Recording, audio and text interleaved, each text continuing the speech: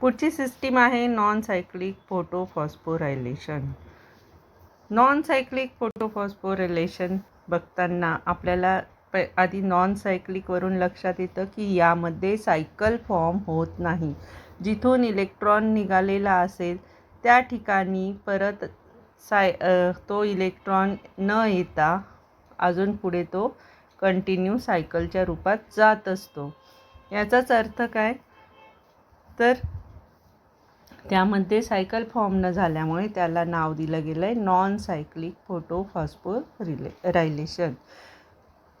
फोटोफॉस्फोरायलेशन means यामध्ये सुद्धा लाईटच्या प्रेझेन्समध्ये ATP फॉर्मेशन होत असते. It involves both PS1 and PS2 फोटोसिस्टीम्स. आपण आत्ताच पाहिलं की सायक्लिक फोटोफॉस्फोरिलेशन हे फक्त फोटोसिस्टीम फर्स्टमध्येच होत असतं, पण नॉन सायक्लिक फोटोफॉस्फोरायलेशन हे दोनही सिस्टीममध्ये आपल्याला पाहायला मिळत असतं, PS1 अँड PS2 मध्ये. In this case, electron transport chain starts with the release of electrons from PS2. या चेनमध्ये इलेक्ट्रॉन्स रिलीज व्हायला सुरुवात ही PS2 पासून होत असते. यामध्ये PS2 पासून इलेक्ट्रॉन्स तयार होतात आणि ते त्याच्या एक्साइटेड स्टेटमध्ये फ्लो व्हायला सुरुवात होत असतं. आणि सायक्लिकच्या याच्यामध्ये काय होतं तर PS1 मध्ये इलेक्ट्रॉन्स तयार होत होते आणि त्यानंतर ते तयार होऊन त्यांच्या एक्साइटेड स्टेटमध्ये ट्रान्सफर झाल्यानंतर परत ते ट्रान्सफर होऊन त्यांच्या PS सिस्टीममध्ये परत येत होते. पण हा प्रकार PS2 मध्ये होत नसतो. PS2 मध्ये जे काही इलेक्ट्रॉन फॉर्म होतात ते इलेक्ट्रॉन एक्साइटेड स्टेटमध्ये जाऊन त्यानंतर ते पुढे वेगवेगळ्या स्टेजमध्ये ट्रान्सफर होऊन पुढे ते PS1 सिस्टीममध्ये ट्रान्सफर होत असतात.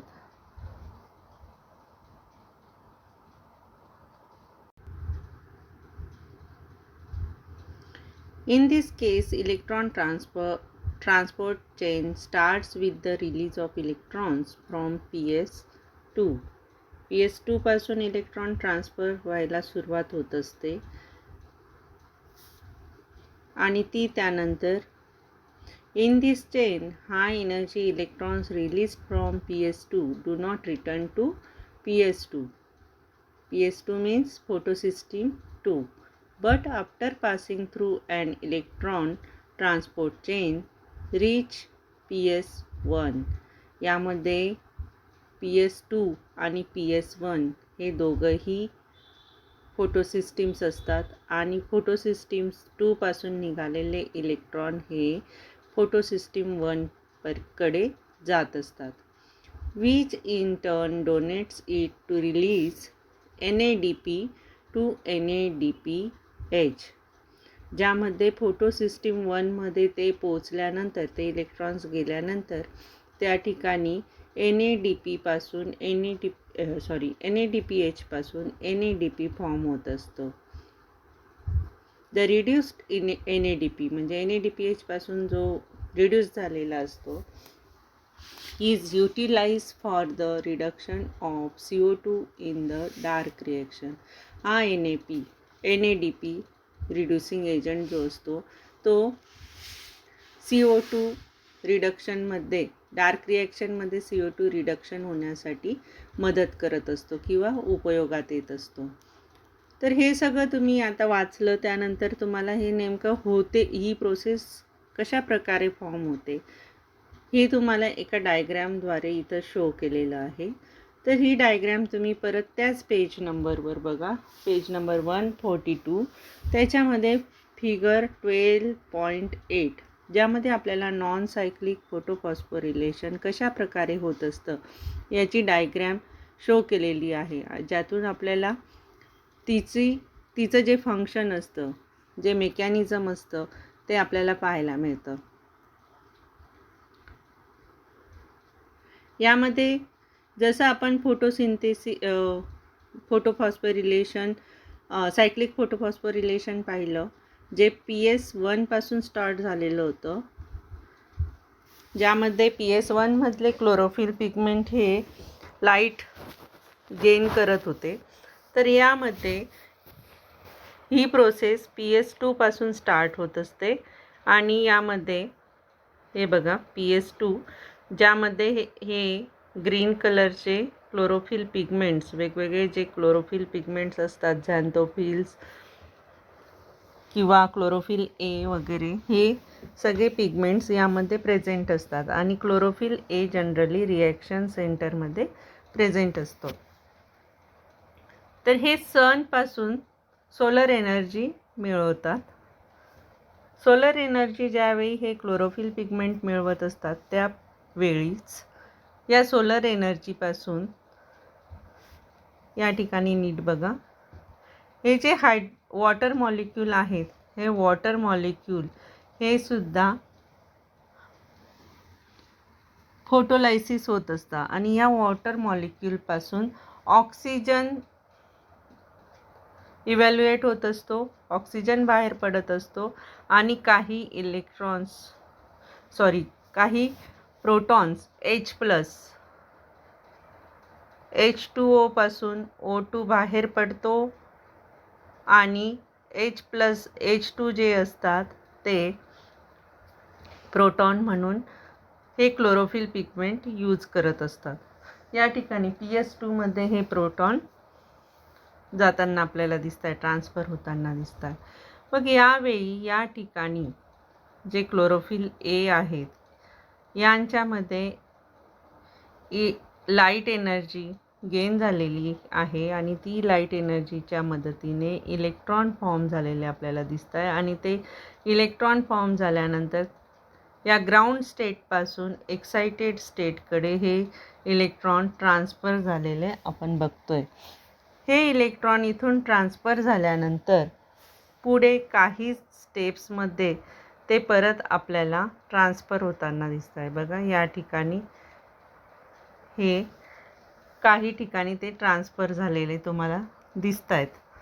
त्याचप्रमाणे तिथं ADP पासून, या सेकंड स्टेजला ADP पासून ATP फॉर्म झालेला लक्षात येतोय.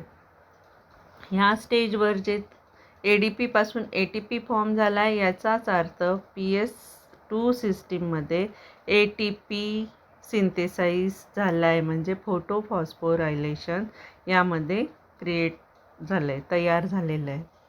त्यानंतर हे इलेक्ट्रॉन्स अशा प्रकारे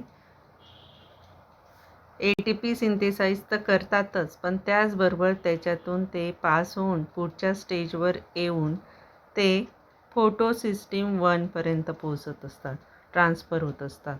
फोटो सिस्टीम 1 मध्ये परत क्लोरोफिल पिगमेंट प्रेझेंट असतात आणि ते क्लोरोफिल पिगमेंट सुद्धा अजून लाईट गेन करत असतात, ते सुद्धा लाईट गेन करत असतात, तेही अजून इलेक्ट्रॉन तयार करत असतात आणि त्याचप्रमाणे फोटो सिस्टीम 1 कडून आलेले इलेक्ट्रॉनसुद्धा ते ॲक्सेप्ट करत असतात. त्यानंतरची प्रोसेस म्हणजे ते परत एक्साइटेड स्टेजला हे इलेक्ट्रॉन ट्रान्सफर होता. तिथून परत हे इलेक्ट्रॉन ट्रान्सफर झाल्यानंतर पुढच्या स्टेजवर गेल्यावर इलेक्ट्रॉनिक ट्रान्सपोर्ट चेन तयार होते, ज्यामध्ये पुढच्या स्टेजला NADPH पासून NADP फॉर्म होताना आपल्याला दिसतोय. हा NADP फॉर्म झाल्यावर हा परत आपल्याला कुठे गेलेला दिसतोय, तर PS सिस्टीम 1 मध्ये, म्हणजे PS सिस्टीम 1 मध्ये NADP हा स्टोअर झालेला आपल्याला पाहायला मिळतो आहे. म्हणजे ह्या प्रोसेसमध्ये आपल्याला ATP आणि NADP हे 2 प्रॉडक्ट सिंथेसाइज होत असतात, हे लक्षात आलं.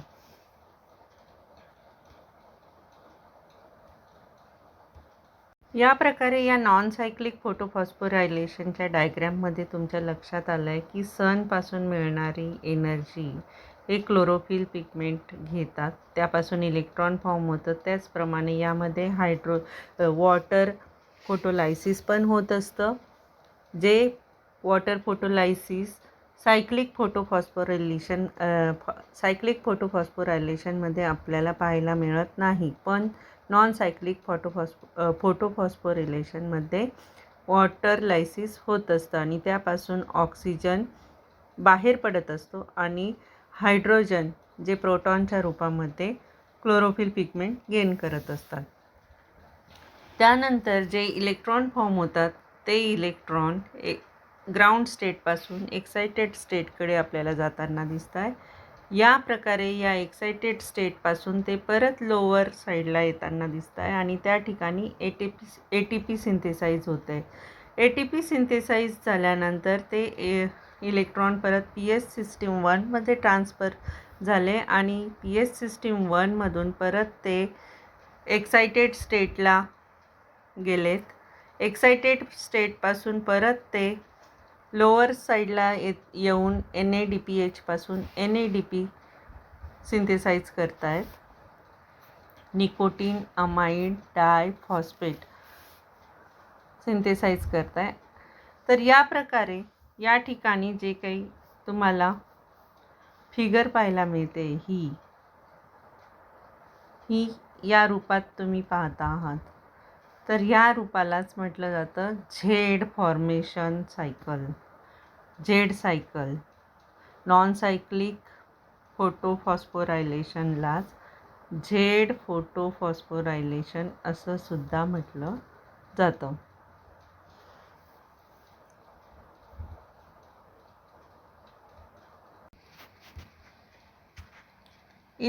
Electron deficient PS second brings about oxidation of water molecule. PS second photosystem सेकंडमध्ये ज्यावेळी लाईट एनर्जी मिळवली जात असते, लाईट एनर्जी क्लोरोफिलकडे येत असते, त्याचवेळी वॉटर मॉलिक्यूलचं ऑक्सिडेशन पण या ठिकाणी होताना आपल्याला दिसतं. Due to this protons, electrons and oxygen atoms are release. आणि वॉटर मॉलिक्यूलचं ऑक्सिडेशन झाल्यामुळे प्रोटॉन, इलेक्ट्रॉन आणि ऑक्सिजनचे ॲटम रिलीज होत असतात. Electrons are taken up by photosystem 2 itself to return to reduced state. Protons are accepted by NADP whereas oxygen is released. ज्यामध्ये फोटोसिस्टीम 2 पासून electrons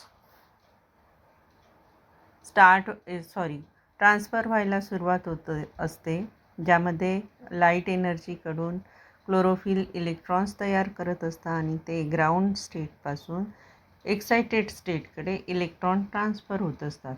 आणि यामध्ये वॉटरचं फोटोलायसिस झाल्यामुळे त्यापासून प्रोटॉन्सही त्यांना मिळत असतात आणि यांच्याच आधारावर इलेक्ट्रॉन्स प्रोटॉन्सच्या आधारावर पुढे NADP फॉर्म होत असतं आणि ऑक्सिजन रिलीज होत असतं. in this process high energy electrons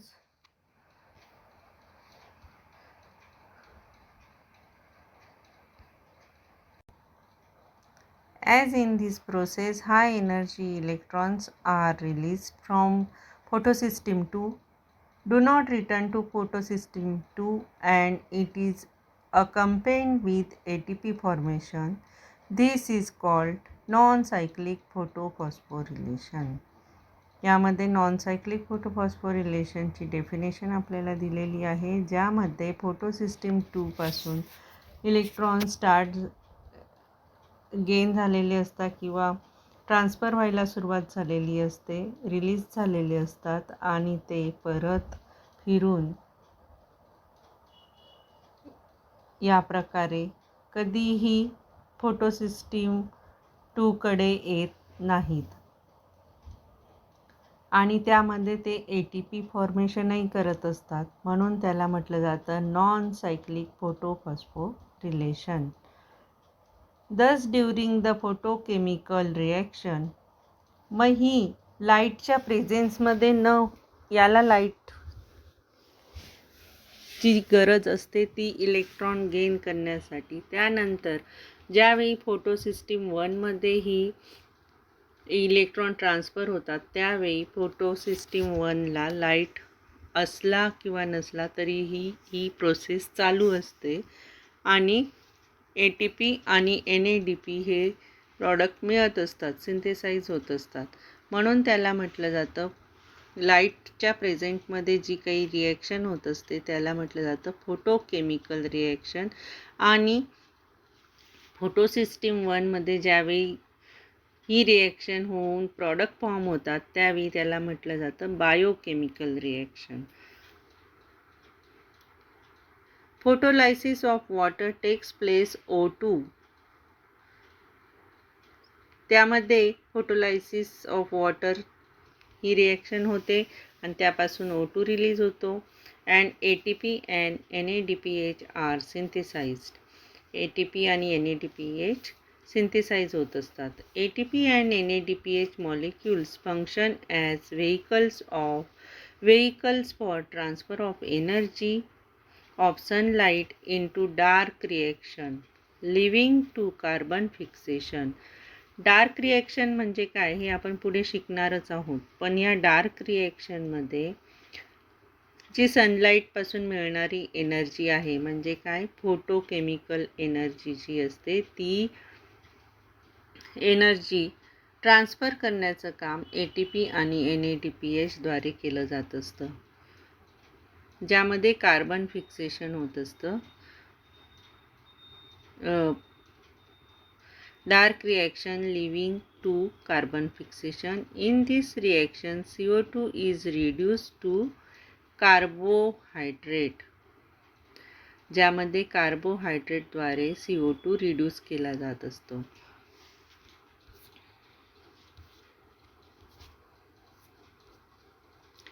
The light reaction gives rise to two important products. मग हे जे दोन रिॲक्शन फोटोफॉस्फोरायलेशन आपण पाहिले, ज्यामध्ये सिस्टीम 1 अँड फोटो सिस्टीम 2 ह्या दोन लाईट रिॲक्शन्सचा यूज केला गेला. तर ह्या दोन लाईट रिॲक्शन्स आपल्याला दोन इम्पॉर्टंट प्रॉडक्ट देत असतात. ते दोन इम्पॉर्टंट प्रॉडक्ट म्हणजे a reducing agent NADPH and second is energy rich compound ATP. NADPHला रिड्युसिंग एजंट म्हटलं जातं आणि ATPमध्ये खूप सारी एनर्जी असते, मीन्स त्याला एनर्जी रिच कंपाऊंड म्हटलं जात असतं.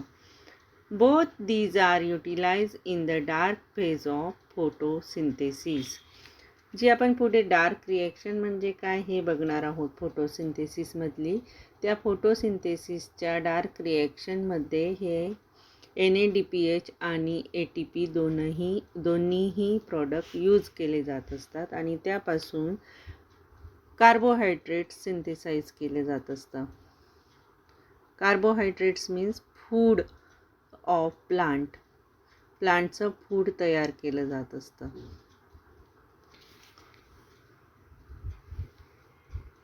तर अशा प्रकारे आपण ह्या दोन सायक्लिक फोटोफॉस्फोरिलेशन आणि नॉन सायक्लिक फोटोफॉस्फोरिलेशन्सचा अभ्यास केला.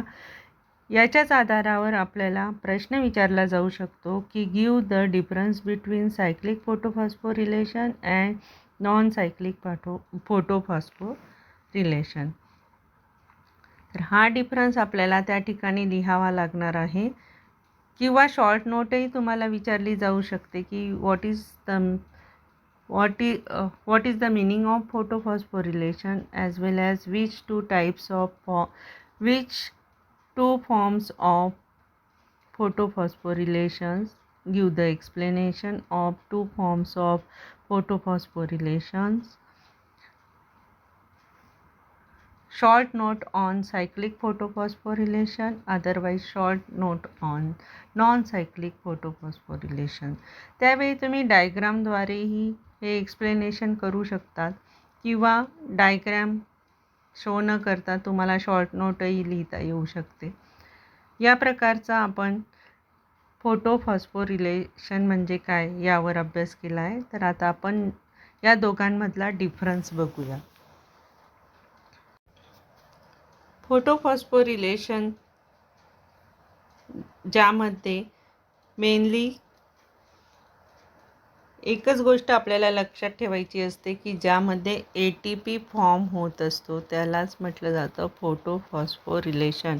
आणि हा ATP लाईटच्या मदतीने फॉर्म होत असतो. ज्याच्यामध्ये लाईट प्रेझेंट असतो आणि त्याच्यापासून ATP फॉर्म होतो त्याला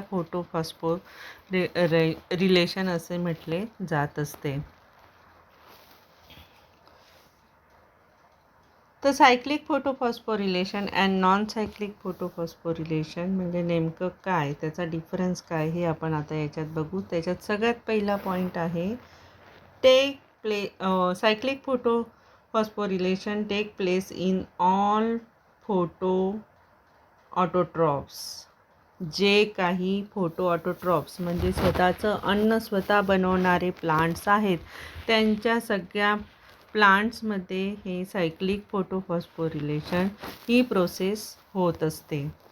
आणि non cyclic photophosphorylation does not take place in bacteria. पण बॅक्टेरियामध्ये मात्र नॉन सायक्लिक फोटोफॉस्फोरिलेशन फॉर्म होत नाही किंवा ही प्रोसेस होत नसते.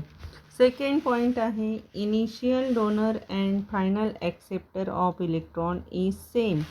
सायक्लिक हा वर्ड आल्यामुळे आपल्याला इनिशियल डोनर आणि फायनल ॲक्सेप्टर सेम आहे हे सांगता येऊ शकतं.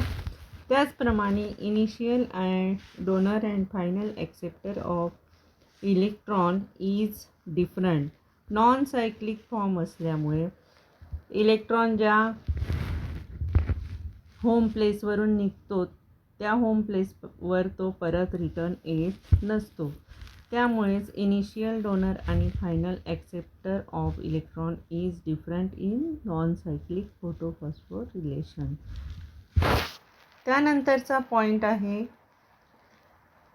It involves only photosystem first. Cyclic photophosphorylation फक्त फोटोसिस्टीम फर्स्टमध्येच पाहायला मिळत असते.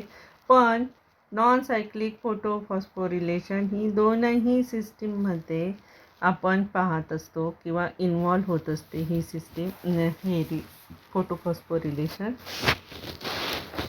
It involves photosystem first and photosystem 2 both. त्यानंतरचा पॉईंट आहे light energy absorb is at 700 nanometre wavelength.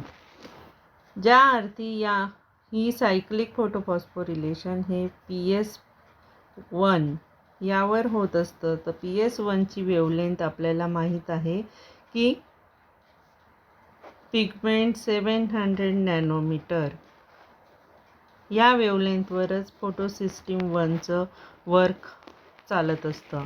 आणि म्हणूनच लाईट एनर्जी ॲब्सॉर्ब करण्याचं काम हे 700 नॅनोमीटर वेवलेंथवर होत असतं. पण नॉन सायक्लिक फोटोफॉस्फोरिलेशन हे light energy absorb at 680 nanometre and 700 nanometre wavelength.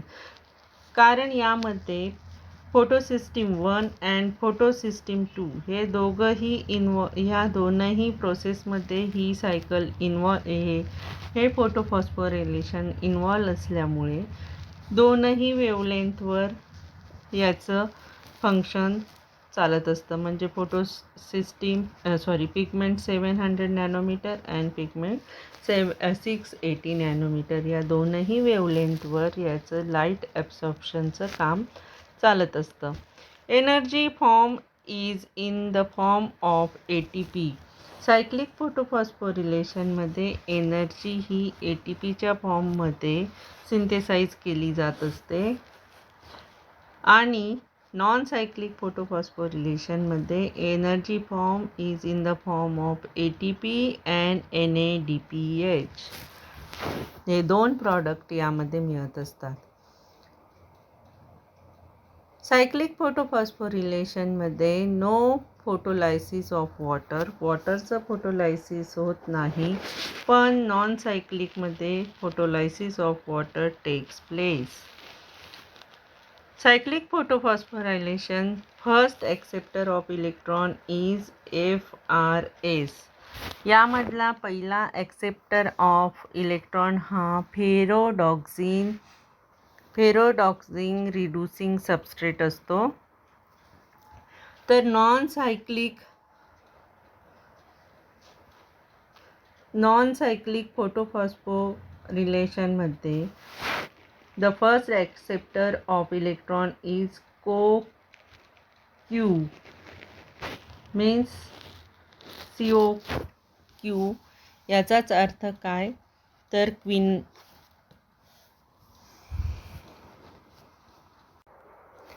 COQ means coenzyme quinone. The first acceptor of electron is coenzyme quinone. Only one electron is released.